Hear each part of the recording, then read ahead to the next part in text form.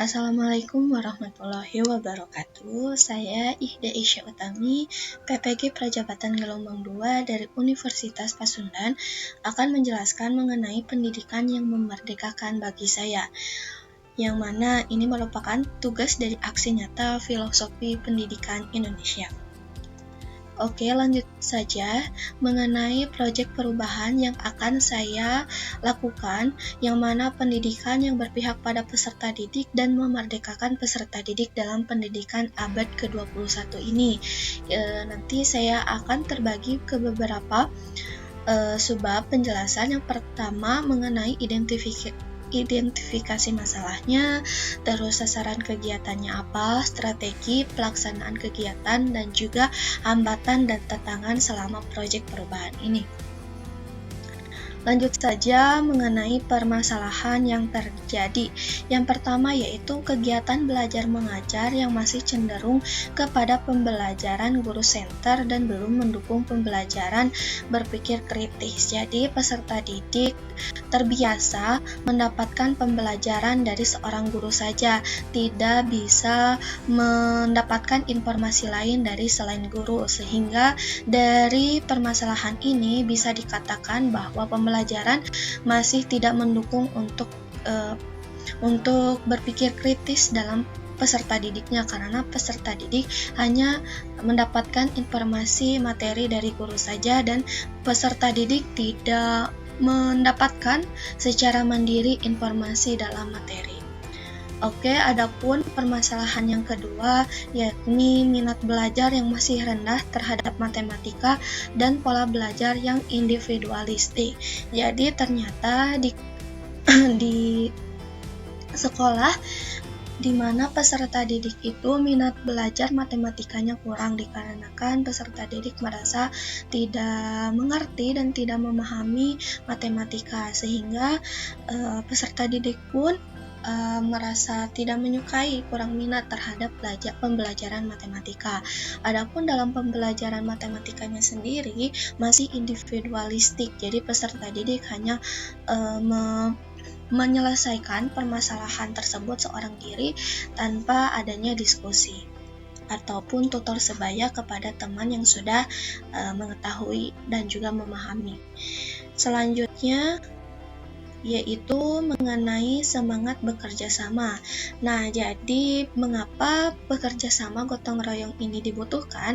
Karena hal-hal kecil yang dilakukan secara sendirian tentunya tidak tindakan terdampak besar. Nah, sedangkan hal-hal yang kecil yang dilakukan secara bersamaan akan memiliki dampak yang cukup besar. Jadi, jika kita menyelesaikan permasalahan sendirian saja, maka itu dampaknya kecil, di mana peserta didik akan merasa kesulitan dan juga tidak mengetahui penyelesaiannya juga apa. Sehingga jika dalam bekerja sama, peserta didik dapat menanyakan, berdiskusi dengan temannya, ataupun jika temannya dalam kelompok tersebut tidak bisa untuk menyelesaikan, maka bisa bertanya kepada gurunya secara berkelompok. Nah, adapun pembelajaran yang dilakukan secara berkelompok ini akan menumbuhkan sikap gotong royong, keberanian mengungkapkan pendapat, berpikir kreatif, kritis, dan membuka pintu menuju hal-hal yang baru. Oleh karena itu, jika peserta didik pada saat individualistik menanyakan itu adalah hal yang kurang berani, maka secara dalam kelompok ini diharapkan peserta didik itu berani untuk mengungkapkan pendapatnya dan juga menanyakan hal yang belum dipahaminya. Oke, lanjut saja mengenai sasaran kegiatan. Berikut merupakan sasaran kegiatan yang menjadi arah bagi proyek perubahan ini. Jadi yang pertama itu kan peserta didik masih berpola pikir rendah karena guru center tadi, maka sasarannya berkembangnya pola pikir peserta didik menuju berpikir kritis, kreatif, dan logis melalui serangkaian masalah kontekstual yang disajikan dalam pembelajaran. Jadi peserta didik diberikan suatu permasalahan kontekstual dan peserta didik akan menyelesaikan permasalahan tersebut secara bersama-sama dengan berdiskusi. Nah, yang kedua, meningkatnya minat dan motivasi belajar peserta didik dan peralihan perilaku ke arah kerjasama sebagai salah satu pilah profil pelajar Pancasila. Nah, dikarenakan peserta didik masih minat kurangnya dalam motivasi belajar matematika dan juga individualistik dalam pembelajaran, maka sasarannya kita akan mengelompokkan peserta didik dalam pembelajaran dan juga meningkatkan motivasi pembelajarannya itu dengan menggunakan alat peraga. Nah, adapun selanjutnya mengenai strateginya, jadi proyek ini pembelajaran menggunakan model discovery learning dalam pembelajaran matematika dengan berdiskusi agar peserta didik dapat berkolaborasi untuk menemukan rumus luas permukaan dan volume tabung agar kemampuan berpikir kritis dan kreatif dapat meningkat. Jadi di proyek ini menggunakan model pembelajaran discovery learning di mana peserta didik dapat menemukan secara mandiri rumus dari luas permukaan dan volume tabung yang mana secara berkelompok. Nah, nanti juga peserta didik dapat menyelesaikan permasalahan tersebut dari penemuan rumus yang didapatkan. Adapun kenapa harus proyek ini? Sebab melalui proyek ini, kerjasama dan berkolaborasi, maka peserta didik memiliki wadah untuk mencurahkan isi pikiran mereka, yang mana penyampaian secara individu di depan kelas masih menimbulkan rasa takut bagi peserta didik. Dengan adanya ruang bebas ini, peserta didik dapat membangun pemahaman dan meluaskan cakrawala berpikirnya dan diharapkan mampu membentuk pola pikir kreatif, kritis, dan juga logis. Nah, ternyata dalam suatu kelas peserta didik itu merasa bahwa dirinya malu untuk bertanya dan juga ketakutan untuk bertanya ataupun ketika menjawab suatu pertanyaan dari gurunya. Oleh karena itu, dalam pengelompokan ini untuk berkolaborasi peserta didik tidak merasa takut dikarenakan itu untuk kepentingan kelompoknya sendiri. Oleh karena itu, peserta didik dapat mencari informasi sendiri dan juga bisa bertanya kepada gurunya mengenai pemahaman yang belum dipahami, dan juga mereka bisa memberikan pendapat kepada teman-temannya yang masih belum memahami pemahaman tersebut. Nah, hal ini akan meningkatkan suatu kreativitas dan juga kritis dan logis. Nah, adanya kolaborasi ini merupakan suatu pengimplementasian dari profil pelajar Pancasila yang mana dari elemen gotong royong. Nah, adapun pelaksanaan kegiatannya, jadi pada kegiatan awalnya seperti memberi salam, berdoa, dan mengecek kehadiran. Nah, selanjutnya memberikan motivasi yang berkaitan dengan tabung. Motivasi ini diberikan melalui bentuk video, jadi ditayangkan dalam proyektor. Nah, adapun penyampaian tujuan pembelajaran agar peserta didik tahu apa yang akan dipelajari di kelas tersebut selama pembelajaran. Jadi peserta didik dapat menyiapkan hal-hal yang perlu disiapkan dalam pembelajaran. Adapun pemberian persepsinya itu dengan pertanyaan pemantik. Jadi pertanyaan yang mana awal dari suatu pemahaman sebelum pembelajaran, dan juga pretest sebagai bentuk di mana mengetahui sejauh mana pemahaman sebelum masuk ke pembelajaran. Adapun kegiatan intinya, jadi kegiatan inti sesuai dengan discovery learning ya.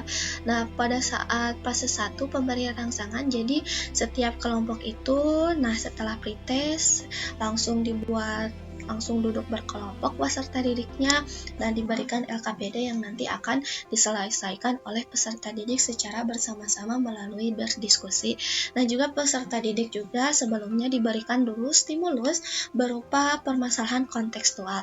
Nah, jadi selanjutnya nih peserta didik akan menyelesaikan sesuai dengan LKPD yang tertera yang sudah diberikan, yang mana peserta didik dapat menggunakan alat peraga dan menyelesaikan sesuai dengan langkah-langkah yang ada di dalam LKPD.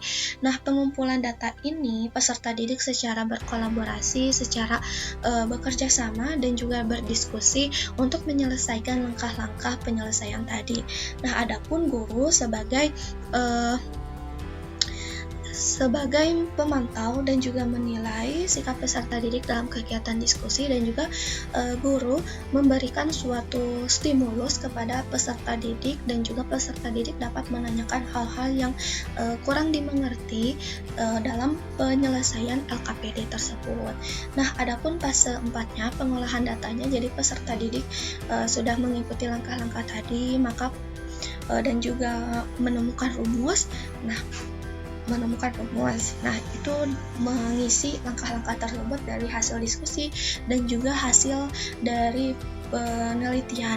Nah, adanya pembuktian ini nanti peserta didik akan mempresentasikan di depan kelas mengenai hasil diskusi yang sudah diselesaikan. Nah, kelompok lain juga menyimak dengan seksama kelompok yang sedang berdiskusi. Nah, nanti jika terdapat peserta didik yang masih belum memahami dan juga ada hal yang berbeda dalam penyelesaiannya, maka peserta didik bisa memberikan suatu pendapat ataupun ulasan atas presentasi yang dijelaskan oleh teman kelompoknya. Adapun nanti setelah presentasi, peserta didik diberikan apresiasi baik oleh peserta didik teman-temannya ataupun dengan gurunya. Nah, nanti setelah presentasi, guru memberikan ulasan mengenai presentasi yang telah dijelaskan agar peserta didik lebih memahami. Setelah tadi dijelaskan oleh teman-temannya, maka dikuatkan lagi oleh ulasan dari pendidik atau guru. Nah, setelah itu peserta didik juga bisa menyimpulkan mengenai jaring-jaring dan luas permukaan serta volume. Nah, adapun evaluasinya, jadi peserta didik menyelesaikan permasalahan kontekstual yang terdapat dalam LKPD. Nanti peserta didik juga diberikan post test untuk mengenai sejauh mana pemahaman setelah pembelajaran itu berlangsung. Jadi, setelah refleksi juga kita harus mengetahui apakah peserta didik dapat memahami pembelajaran yang sudah dilaksanakan, dan pembelajaran mana yang belum dipahami, dan bagaimana perasaannya setelah menyelesaikan pembelajaran hari ini. Nah, nanti setelah itu peserta didik diberikan suatu informasi mengenai pembelajaran yang akan dilaksanakan untuk pertemuan selanjutnya agar peserta didik dapat menyiapkan di rumahnya. Nah, sebagai penutup, peserta didik berdoa untuk mengakhiri pembelajaran, dan pendidik memberikan ucapan salam dan bentuk terima kasih atas pembelajaran yang sudah dilakukan. Nah, dari tadi pelaksanaan kegiatan tersebut, adapun hambatan dan juga tantangannya. Hambatannya yaitu terdapat peserta didik yang mana belum memahami dalam penyelesaian substitusi nilai ke dalam rumus yang sudah diketahui nilai luasnya. Jadi terdapat suatu permasalahannya di mana peserta didik masih kebingungan ketika terdapat suatu permasalahan yang mana permasalahannya itu sudah diketahui hasil akhirnya, tetapi terdapat beberapa komponen yang belum diketahui, sehingga peserta didik masih belum mengetahui cara menyelesaikan atau cara dari pengoperasian bilangan tersebut. Nah, terus yang kedua, adanya kurang responsif peserta didik saat diberikan pertanyaan pemantik. Dikarenakan pertanyaan pemantik ini bersifat individualistik ketika peserta didik belum dikelompokkan, maka terdapat hambatan yang mana responnya itu sedikit sekali dari peserta didik. Terdapat sekali jawaban dari peserta didik yang seperti sungkan dan juga malu-malu untuk mengeluarkan suaranya untuk menjawab pertanyaan pemantik ini. Dan yang ketiga, kurangnya motivasi peserta didik untuk mempresentasikan hasil diskusinya di depan kelas.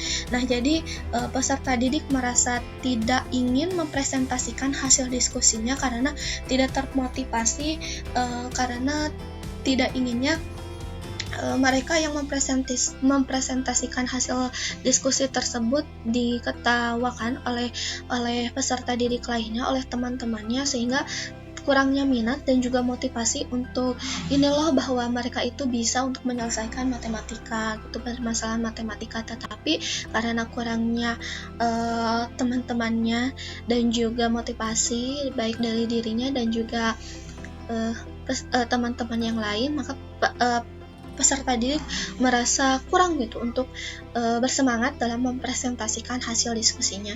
Adapun tantangannya bahwa untuk memahami karakteristik peserta didik yang unik, ternyata dalam satu kelas itu karakteristiknya berbeda-beda. Jadi kita harus mengetahui dan juga memahami setiap karakteristik dari peserta didik agar kita bisa mengetahui kebutuhan apa yang dapat diberikan atau dapat dipenuhi dari peserta didik tersebut dengan karakteristik yang berbeda. Nah, yang kedua yaitu mengkoordinasikan peserta didik agar mau berkelompok. Dikarenakan peserta didik itu sudah terbiasa dalam individualistik, makanya agak sedikit susah untuk mengkoordinasikan peserta didik untuk berkelompok. Dan yang ketiga yaitu menumbuhkan minat dari peserta didik untuk belajar matematika. Saat pembelajaran matematika dimulai, peserta didik merasa adanya kurang minat untuk belajar matematika dan peserta didik merasa ingin cepat-cepat selesai untuk menyelesaikan pembelajaran matematika. Dan yang keempat, memberikan apresiasi terhadap peserta didik yang menjawab pertanyaan dan presentasi. Nah, dikarenakan sebelumnya peserta didik itu merasa ketika mereka itu menjawab suatu pertanyaan dan juga mempresentasikan hasil jawabannya, maka tidak adanya apresiasi dari teman-temannya maupun dari gurunya, sehingga peserta didik merasa tidak ingin untuk menjawab dan juga mempresentasikannya dan merasa takut dan juga deg-degan. Oleh karena itu, saat pembelajaran itu harus diberikan suatu apresiasi terhadap peserta didik agar peserta didik merasa dihargai atas pendapatnya dan juga atas hasil diskusinya yang sudah dijelaskan. Oke, selanjutnya harapan pada proyek ini bahwasanya harapannya membentuk peserta didik yang tidak sungkan dalam mencoba dan belajar baru maupun bertanya. Jadi keinginan dari proyek ini agar peserta didik mampu bertanya kepada gurunya ataupun kepada temannya untuk menjadi tutor sebayanya mengenai pemahaman apa yang belum dipahami gitu. Dan yang kedua, membiasakan perilaku bekerja sama dan saling menghargai perbedaan pendapat sebagai salah satu pilar profil pelajar Pancasila.